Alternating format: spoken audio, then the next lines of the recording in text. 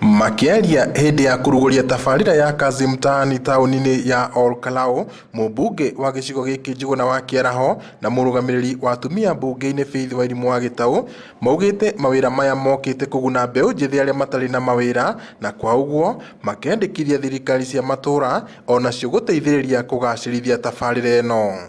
I would want to request Waziri and the office of the governor to actually transform Olkalau town to a higher level, and we can do it. Kĩaraho augĩte ũyũ nĩ mweke mwega wa kũgacĩrithia ũtheru wa tauni makĩria tauni ya Olkalau ĩrĩa nĩyo mũciĩ mũnene wa kaunti ĩno. Na hapa waziri, I have no doubt at all. Mimi najua unajua hiyo maneno ya urban support program, naijua huku bunge sisi ndio tunafanya oversight juu ya hiyo program. So I know how much we are getting as a county, and I really want that reflected here in Olkalau town, because hii ndio capital city ya Nyandarua County, and you want to be proud of it. Oho atongoria ni mahinyĩrĩirie mbeũ njĩthĩ arĩa mahetwo wĩra ũyũ kuoya mweke ũyũ kwĩmathĩra ũgĩ ũrĩa mangĩhũthĩra gwĩkũria o hamwe na kũigithia kĩgĩna kĩrĩa megũthũkũma kumanagia na wĩra ũyũ. Wale ambao hawana skills kidogo, it will be so easy to get into TVETs.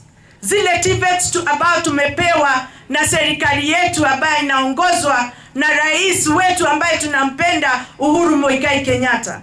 Ningetaka after these 6 months nione tuna some people who have some technical know-how, ndio hata wale macontractor wanapewa kazi hapa kwetu Nyandarua County, they can always pick on the few people who got some experience from this initiative. Kamishina wa kaunti ĩno Boaz Cherutich augĩte tabarĩra ĩno yũkĩte gũteithia arĩa macagũrĩtwo gwĩtiria moritũ marĩa maumanĩte na gũtamba kwa mũrimũ wa COVID-19.